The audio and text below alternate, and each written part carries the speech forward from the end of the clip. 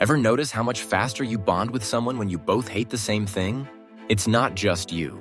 Welcome to the rising 2025 dating trend called grim keeping. And no, it's not about being negative. It's about being real.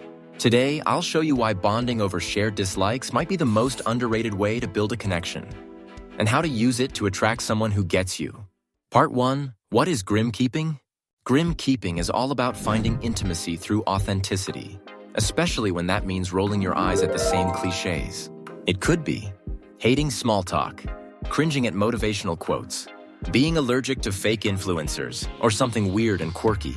Instead of pretending to love everything your date does, grim keeping encourages you to bond through honesty, the mutual groan over life's weirdness.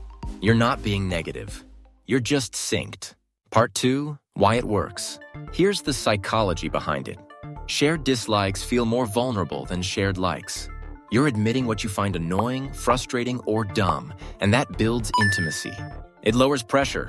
You're not putting on a perfect mask. It signals compatibility. If you both hate group chats or wedding hashtags, chances are your values align. Research even shows that people who bond over mutual dislikes tend to trust each other faster. Why? Because it feels real. Part 3. How to use grim keeping. This isn't about being bitter or complaining all night. Here's how to apply it. Start with small gripes. Like, I hate when people walk slow in airports. Watch their face light up. Use humor. Turn annoyances into inside jokes. Don't force it.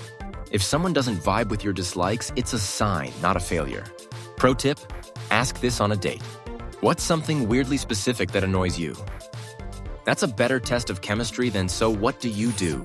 Part 4. When it backfires. Grim keeping only works if there's lightness in the mix. Don't bond over deep trauma on date 1. Don't try to build a relationship only on shared hate. You still need shared values, goals, attraction. This is just one more tool in your emotional toolbox. So next time you're on a date, skip the small talk. Find your grims, the things you both roll your eyes at. Because in a world obsessed with fake smiles and highlight reels, there's something powerful about someone who hates the same dumb stuff you do. Grim keeping. It's not negative. It's real connection, without the fluff. Comment below, what's a weirdly specific thing you cannot stand? And don't forget, subscribe for more helpful dating and relationship videos.